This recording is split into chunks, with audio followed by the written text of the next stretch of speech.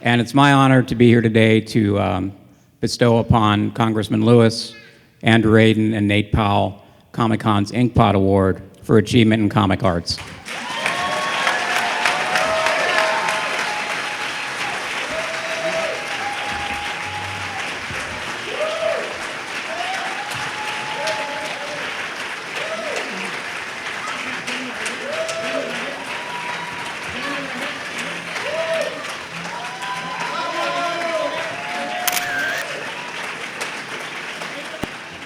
It's all yours, guys.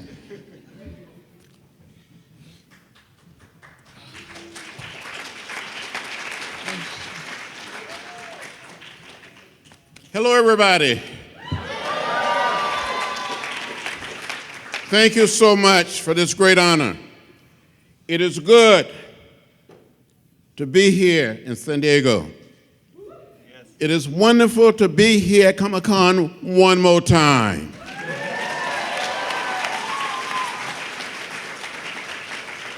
You know, you're a good-looking group.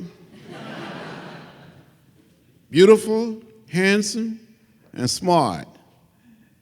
It's good to see so many young people here. And good to see some of us not so young.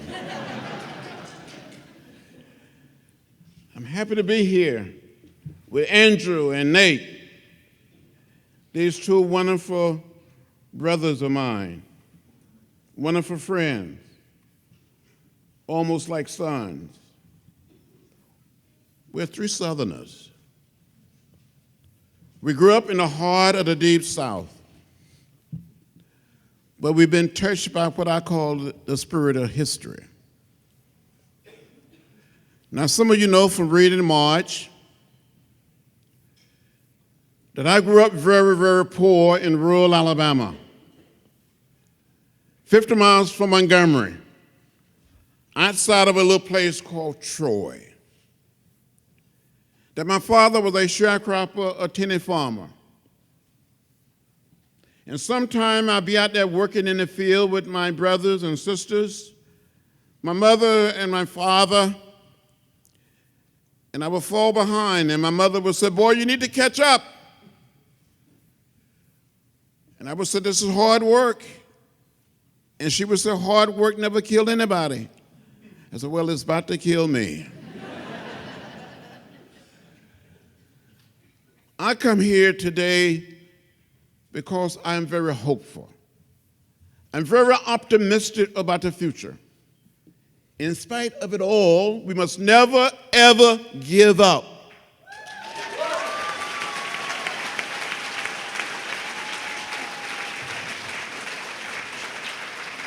We must never, ever lose that sense of hope that we can overcome, that we can prevail, and that we can win a victory for all humanity.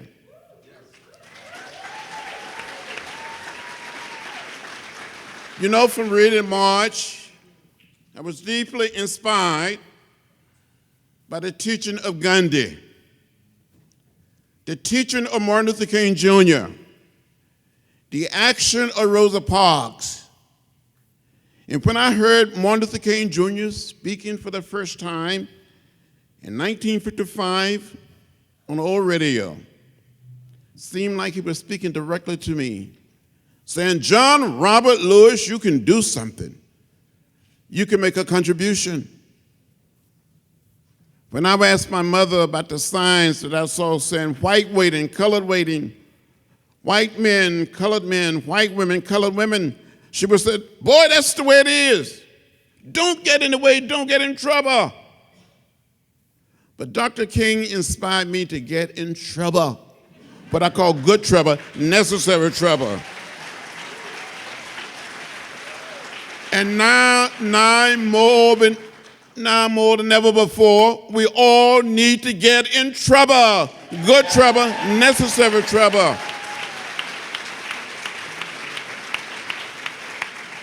When we see something that is not right, not fair, not just, we have a moral obligation, a mission and a mandate to stand up, to speak up, to speak out. and get in trouble. And come to that point where you will not let anything turn you around. I run into people from time to time, past few weeks, past few months, and they said, Mr. Lewis or Congressman Lewis, I need a hug. And I said, well, we all need hugs. I know sometimes we feel so alone, but we're not alone. Look, during the past few weeks and months, we're seeing people standing up in Washington, here in California, all across America. How many of you saw hundreds and thousands and millions of women marching? I marched with them.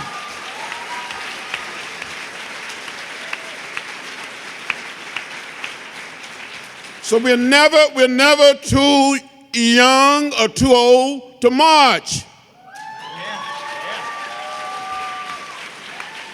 And that's what march is all about. When people told us it cannot happen, it cannot be done, we said it could and it would be done. So we marched. We sat in. We went on the freedom ride.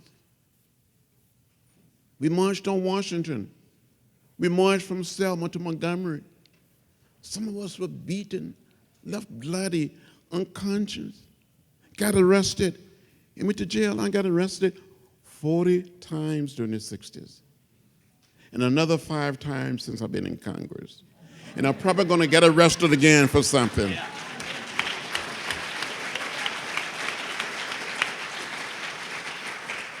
So I want to thank Andrew Aydin and Nate Powell for coming together, telling the story of March. I'm being very brief today because I want these 2 young men to talk and tell you how we did March. And maybe we can leave some time for questions, especially from the children, from the young people. Thank you very much for being here.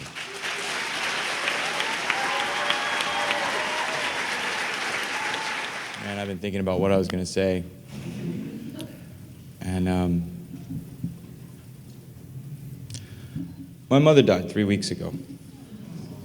And a lot of y'all have heard me talk about her. You know what she meant to me. You know that March would not have existed without her. And it's given me a lot of opportunities to reflect on the people who don't stand on this stage, but who make it possible for us to be up here.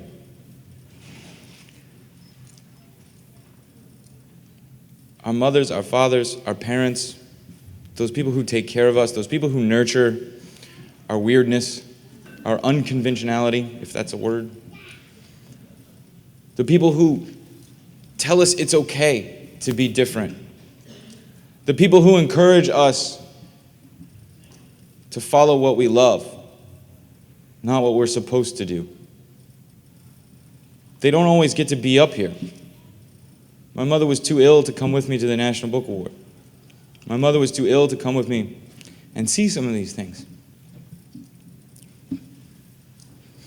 But she deserves a place up here just like us. And so do your parents.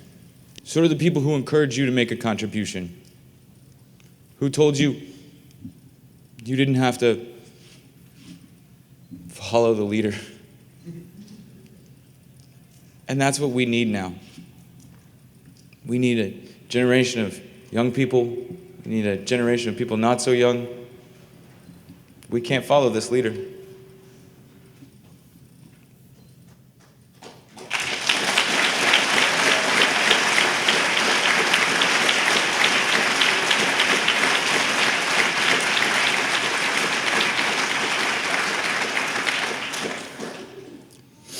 I think it's easy now to look back on March and think, of course that worked.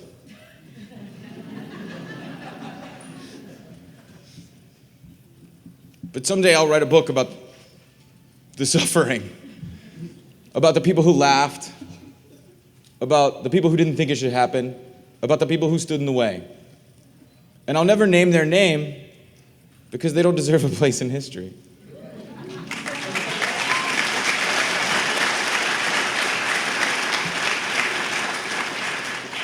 But I will tell the story of the people who stood up for us. I will tell the story of the people who believed in an idea before it was fashionable. The people like John Lewis, who not only lived the life that he lived, but listened to a 24-year-old kid on his campaign when nobody else would. Who opened his eyes to a comic book that he'd never heard of and showed me that the civil rights movement was filled with nerds.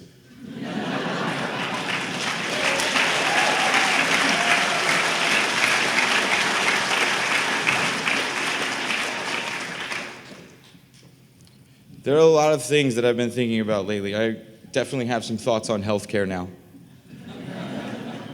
After more than a month in the hospital with my mother, seeing us up close, making major medical decisions, fighting with health insurance companies over long-term coverage, when a brain disease meant that she didn't even know she wasn't paying her premiums.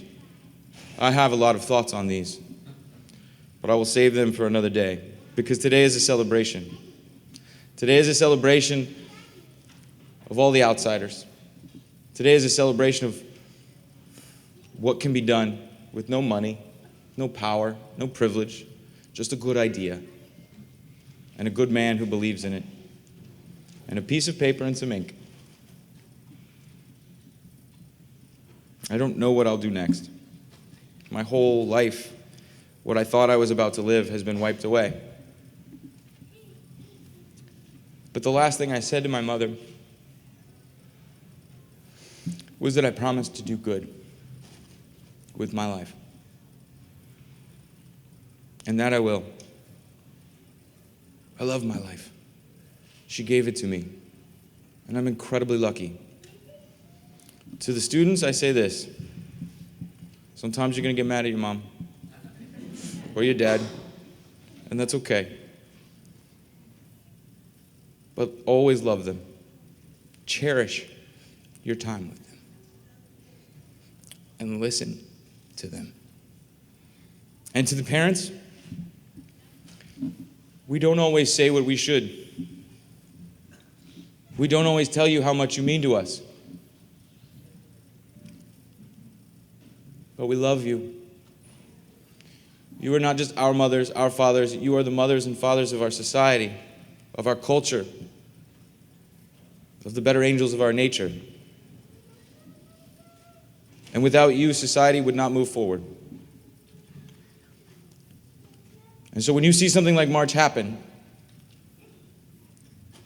you know that it's because of someone's love, someone's willingness to put a young life ahead of their own, so that I can stand on stage and have lived not just a good life, but the life I dreamed of, the life I wanted when I didn't understand why my father left.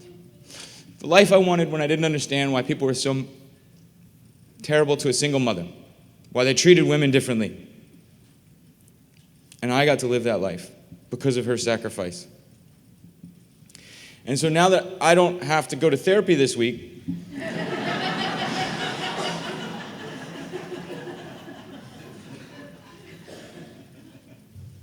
I just want to thank all of you. Because as much as we did work on the book, and the long hours and the long days and the years, it couldn't have happened without you. Year after year, coming to support us, giving us feedback, asking us questions, bringing your students, telling your story, giving us the hope and the courage to keep going. This is your victory. I appreciate you for letting me be a part of it. Thank you.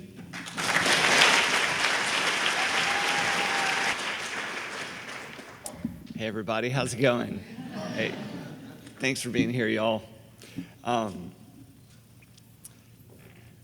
It has been the honor of my life, one of the great honors to be able to spend the last 5 years helping this project come to life and helping to breathe new life into such a crucial story.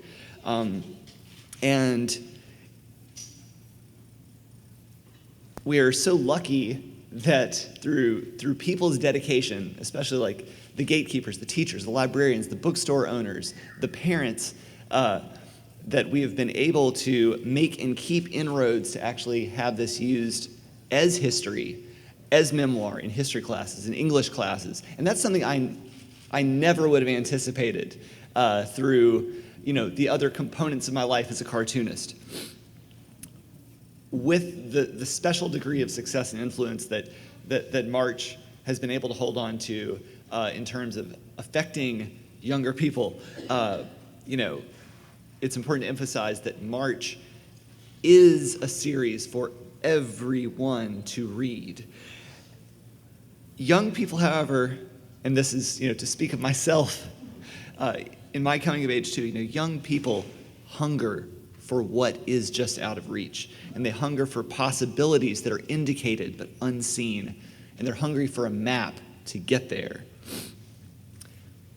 When I was a kid, just a few weeks ago, I was thinking about, we were talking at the ALA conference for a little presentation about instructional books and nonfiction books. And it made me realize that as a kid, when I started reading, I missed the boat on a lot of just like young kids' storybooks. The first books that really impacted me were actually all nonfiction. It was like all these like books about space and how the world works, and like Richard Scarry's like 1960s, 1970s sort of like holistic, egalitarian view into all the different people who make up this world and all the different ways to be a person.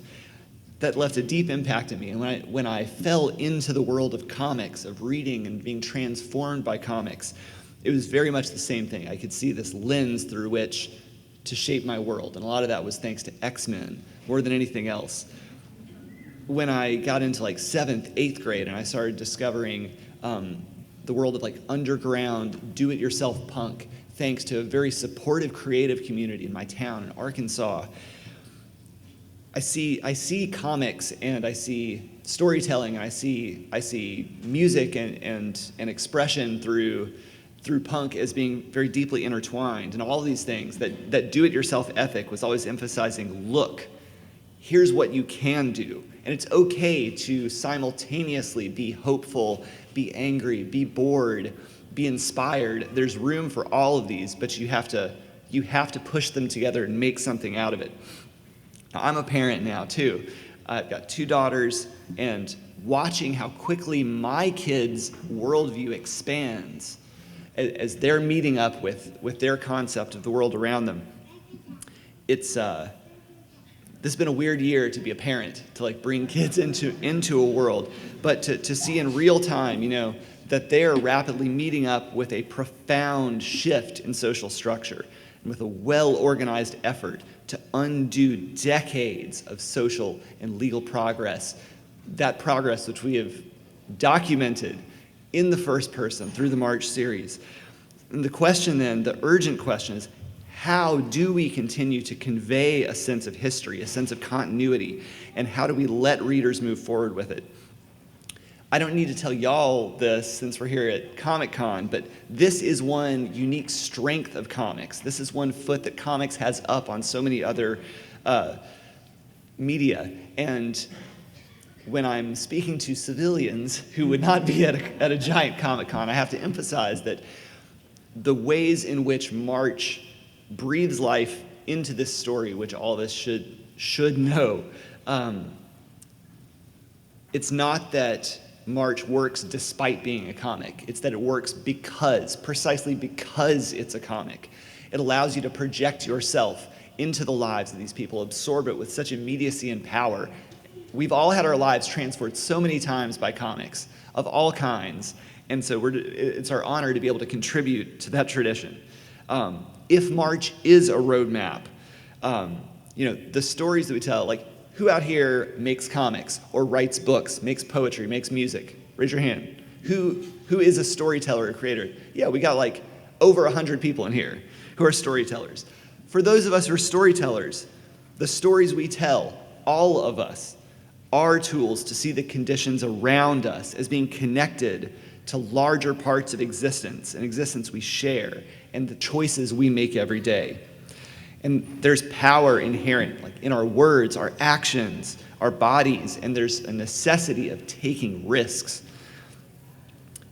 Through the process of doing March, we became rapidly aware that the story we were telling was becoming less about 1964, 1965, and more about 2016, 2017, 2018.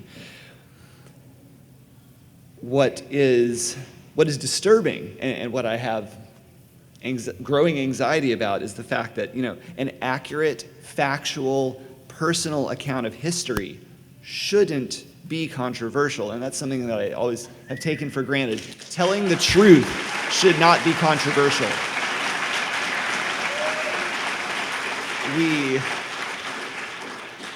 We are amidst an information war. Information is the ultimate commodity. It's something that can be weaponized, and disinformation is the flip side of information. No matter what happens, remember what you know is true in life. There are things called facts. And I didn't anticipate that we would need to rekindle and continuously rekindle a fight for the legitimacy of these historical accounts. We are prepared to do so. Please join us in that fight.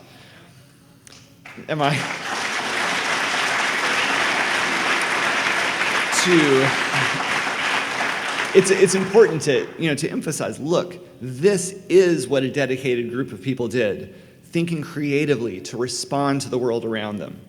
And so I'm gonna wrap it up so that we do have some room for discussion. But I just want to emphasize that if you have been moved, if you have been transformed or inspired by this work, by the story that we have been able to work together to bring to light in March, now is the time to take that forward. Now is the time to do something, to move, and to remember that you are far from alone. Remember this room of 700 people or whatever. But this is not a drill. So thank you for being here, and thank you for everything that you do to stay loud, to stay vocal, to tell the truth, and to show up. I appreciate it. Thanks. Hi, Congressman Lewis. I just want to say I respect you a great deal. I respect your commitment to public service and to social justice issues. My question is in regards to the 2016 primary. I wanted to get your opinion on what were the main reasons why you supported Hillary Clinton over Bernie Sanders during the primary? You want me to? You can stay seated if you want. Yeah. You want to stay seated or you want to take the podium? Let me tell you a story. Bernie hired our office manager and our LD for his staff. And Bernie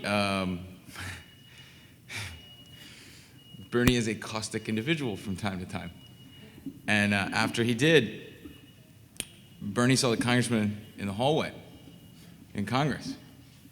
And he yells all the way across the room, "You got any more staff I can take?" Yeah. That's the best answer I can give. One question at a time, man. We got more people. We got more people, man. So, would be able to get an answer Come on. from Congressman Lewis, though? Dude, we're here to talk we- about March. Yeah. Come on, man. Can we take the next question, please? Thanks. Hi, I just want to say thank you so much for all your work. I'm trying to keep it together. Congressman, I first met you 15 years ago as a student through the Sojourn to the Past program, where we toured the sites of the Civil Rights March, and I met you there, and it was a highlight of my life. So thank you for that. My question is for all of you. How do you think it's the best way to help change hearts and minds and help people see the similarities between the March and today with all of the misinformation out there? And yeah, I'd love to hear your thoughts. Well, I think it's very important that we tell the truth. Tell the truth. And that's what the Civil Rights Movement tried to do. Make it plain, make it real, make it clear. And I think in March, book 1, book 2, book 3, we'll try to tell the truth. Be open, be honest and candid. Hundreds and thousands and millions of people joined the Civil Rights Movement. We didn't try to destroy the press, the media. We need a free press. If it hadn't been for the press, the Civil Rights Movement would have been like a bird without wings.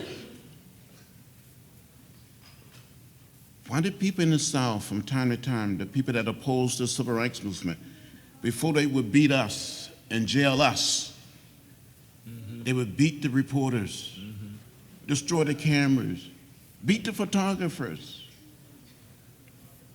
And there's people today in high places trying to sweep the truth under the rug or in some dark corner, and we must not let that happen. Thank you very much. Can I just add one thing to this? Yeah. I'm hearing over and over and over again from people who are elected to citywide and statewide office this myth about the civil rights movement, saying, oh, it was the Republicans who passed the Civil Rights Bill, who passed the Voting Rights Act. And this is why March is so important, because they are trying to create a lie and embed it in the heart of America. And if we don't have a shared, if we don't have a shared understanding of truth, if we don't have a shared understanding of what really happened during the civil rights movement and how we got there, the Barry Goldwaters, the booing of Nelson Rockefeller at the '64 convention because he wanted to put equal rights in the Republican platform, the equal number of Republicans and Democrats who voted for both bills, the bipartisanship that got it through. If we don't remember that, if we let the lies stand, then we're ceding the first battle. And that's the big one. We have to have truth. Thank you for your question. Thank you.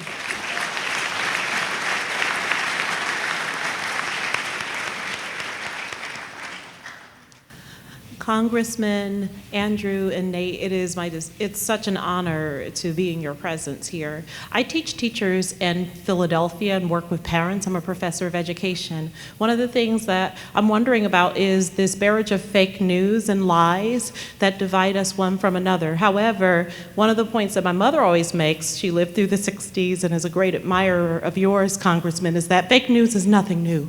So fake news is, so how can we help teachers and parents talk to our beautiful young people about how to distinguish fake news from real, and how might we use March in our classrooms and our homes to do that? Well, you have to make the truth available to our people, to our children, our students, but also to the parents. We need to get more and more people to tune in and not tune out, to understand what happened and how it happened. I'm very grateful to Andrew and to Nate for what they have been able to do to tell a part of the American Civil Rights Movement for generation yet unborn. We need more people to write books, to illustrate books. Thank you.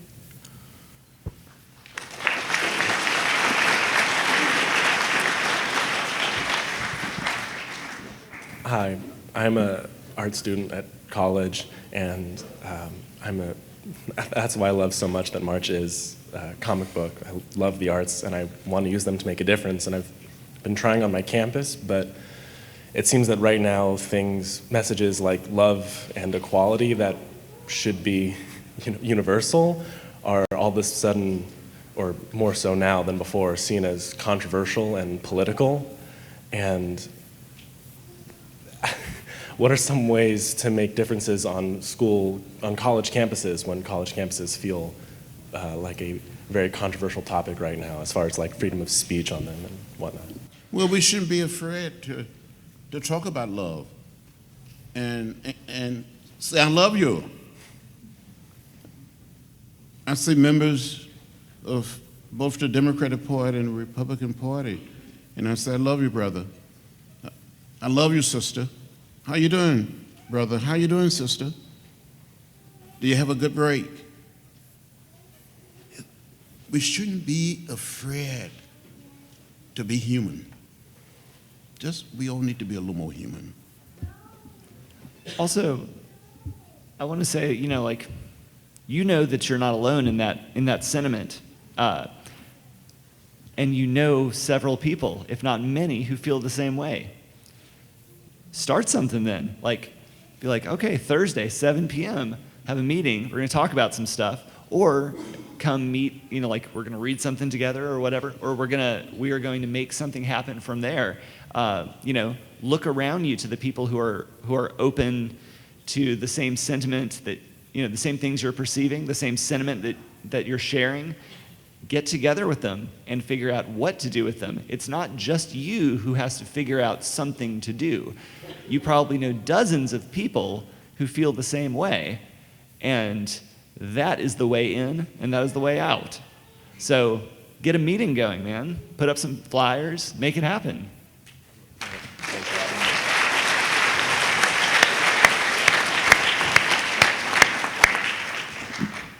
Hi, so I'm also a college student, and I've been realizing that there are a lot of really passionate young people who want to make a difference, but either don't know how or are using some of the wrong mediums. Like, they'll sign online petitions or share articles on Facebook, then feel like their difference has been made. Armchair activists.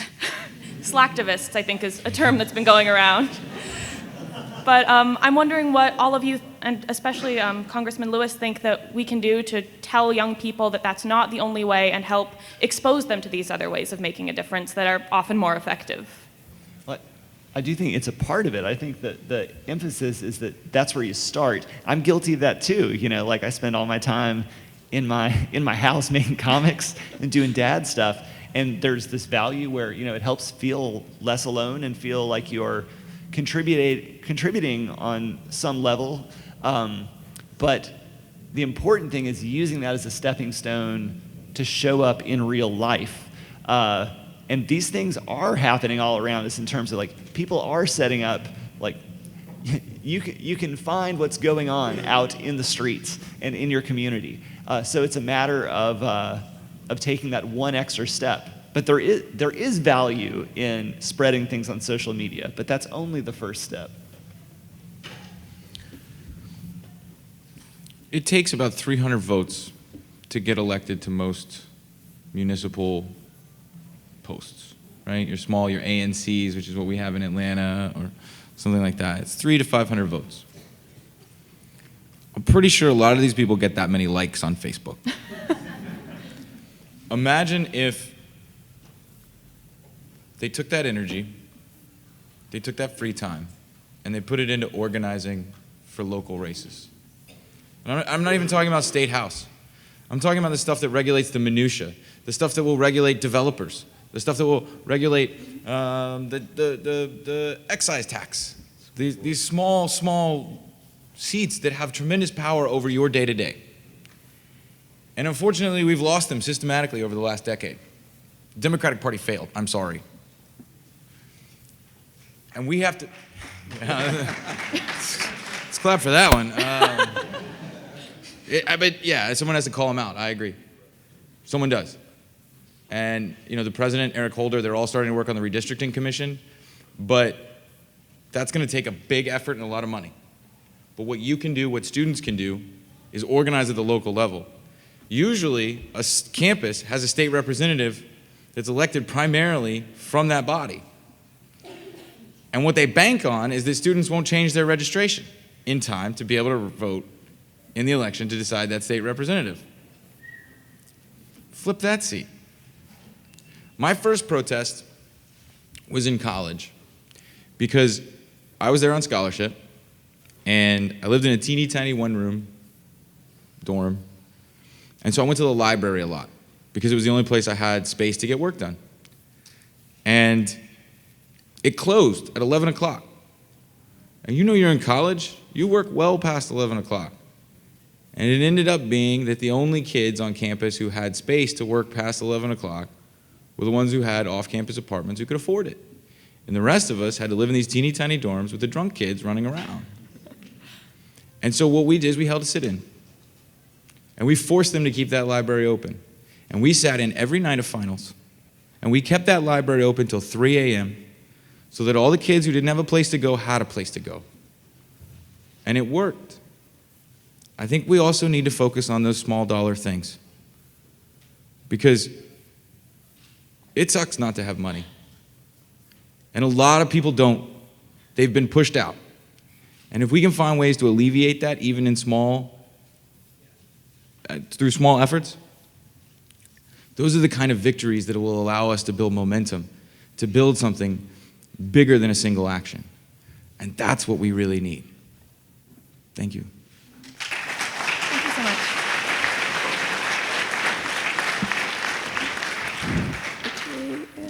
Hey, I'm a high school student, and I have 2 questions for you guys. Can you pick one? Can you pick one? Really? It's okay, let him do 2. So long as it's not about Bernie Sanders. Okay, so my first question is, what do you guys like about your job the most? I love my job. I love meeting people. I love trying to make things happen. I love speaking up and speaking out for health care. I happen to believe that health care is a right and not a privilege.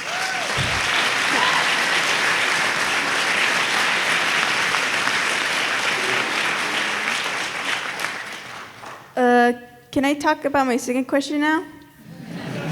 Okay.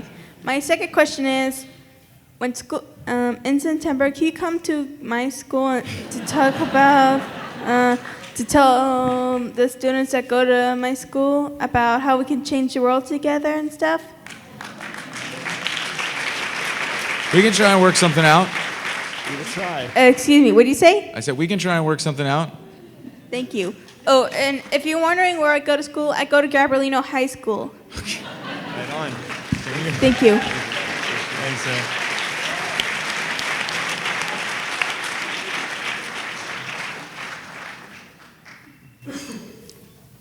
Morning, Congressmen and gentlemen. I really appreciate you guys being here.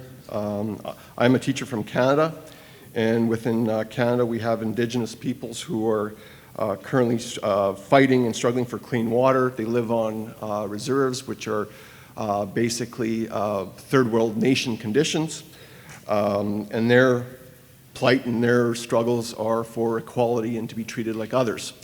Any advice for my students about equality, about making connections to the civil rights movement here in the United States, and making them engaged, and how to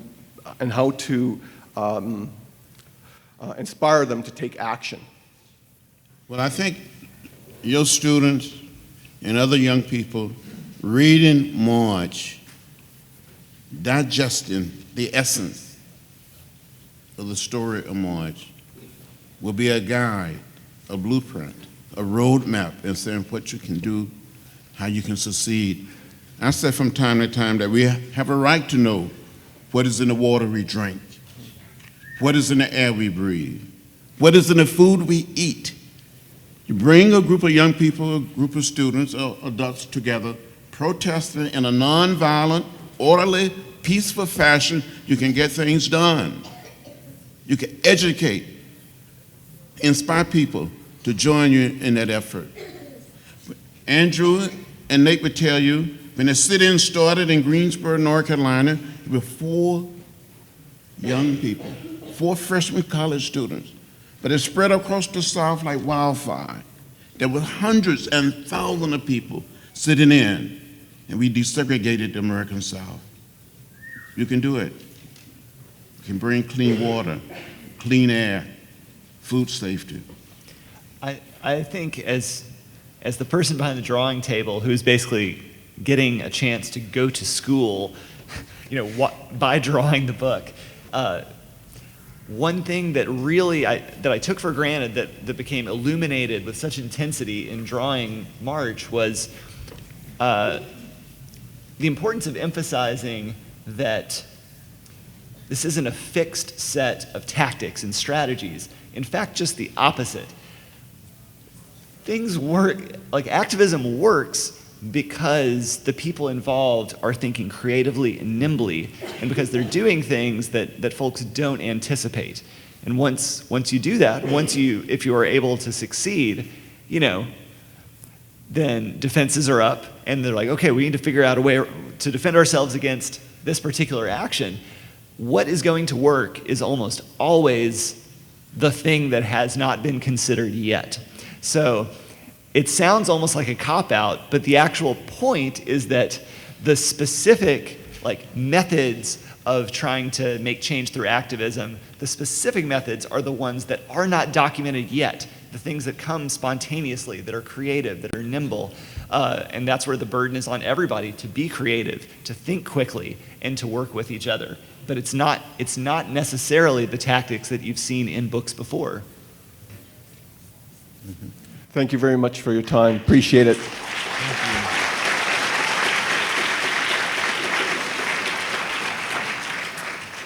Just a very quick thank you and a question. I just want to thank you from the bottom of my heart, Congressman. The way you stood up to the person that's currently occupying the White House by refusing to attend the inauguration, I think as an African American parent,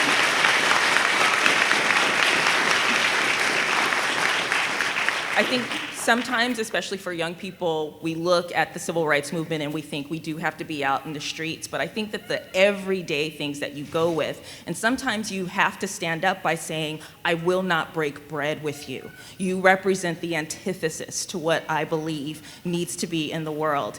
This is my baby. He is 13. I embarrass him all the time. I only have about a year left.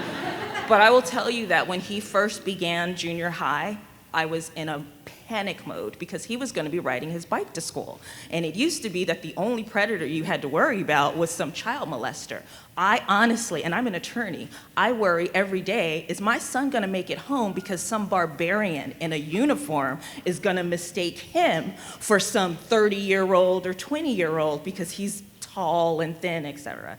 So anyway, just thank the both of you. And my other question is actually to everyone on the panel. The idea that it would stop at a trilogy is too much for me because my son is very interested in the graphic novel.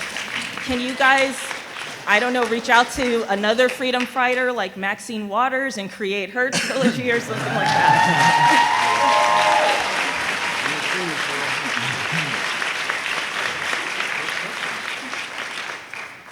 Stay tuned.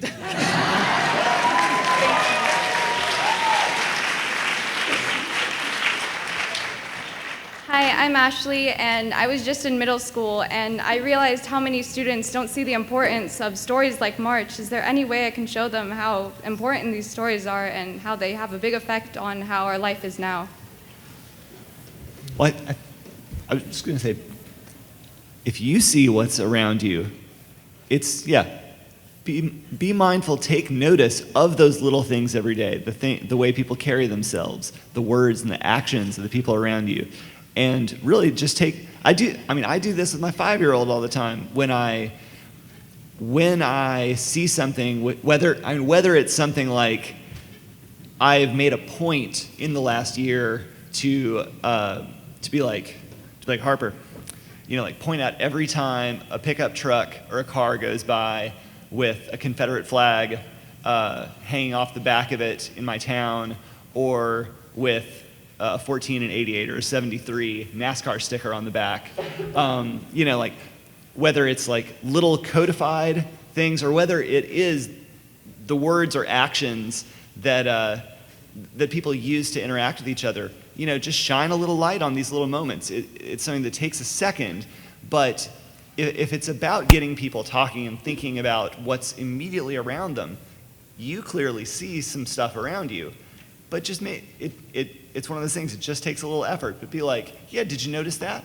What's up with that? What do you think about that?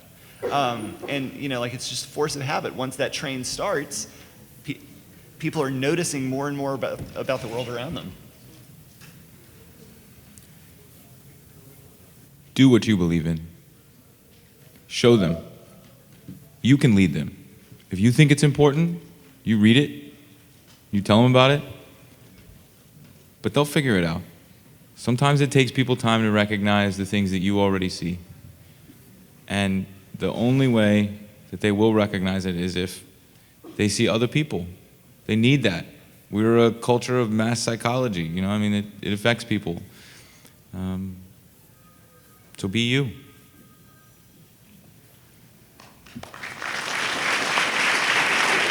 Thank you. Gentlemen, thank you. Thank you so much for making a better universe for all of us. I am a Mexican journalist, and my wife is a teacher. Back in Mexico, they are killing off journalists and teachers who are trying to make a difference. They kill people right away when they try to speak out injustices. What I need from you are encouraging words for us to keep on trying, to keep on fighting. Won't you please give some words for us? For we fighters, for we who won't let people take away what we are trying to get for our family and for our world, not only for our country.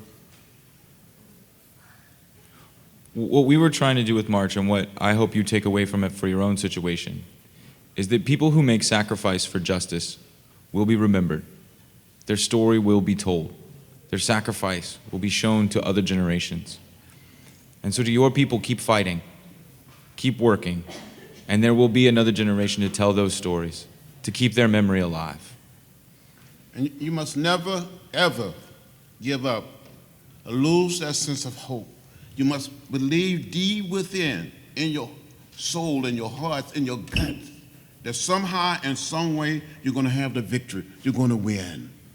People may beat you, arrest you, throw you in jail. Some people may be murdered. That happened during the Civil Rights Movement. But we never, ever lost hope. And you get the word out of what is happening and build a strong movement, and you will overcome. Thank you so much. They're telling me we've got to wrap it up. Thank you all so much for being here. Just a point of order, we're going to exit out this door. Okay. Can we take one question from these little guys? Yeah. Just make it really quick, please. This is civil disobedience right here. Hello. Hey. I was wondering what gave you the idea to make March? John Lewis told me about a comic book called Martin Luther King in the Montgomery Story when I was working on his campaign in 2008. And I just spent that summer hearing John Lewis tell these stories to all these young people and watch their eyes light up, and sat there and thought, after I read that comic, and it was beautiful, and I thought, why isn't there a John Lewis comic book? And now there is. And now there is. Thank you.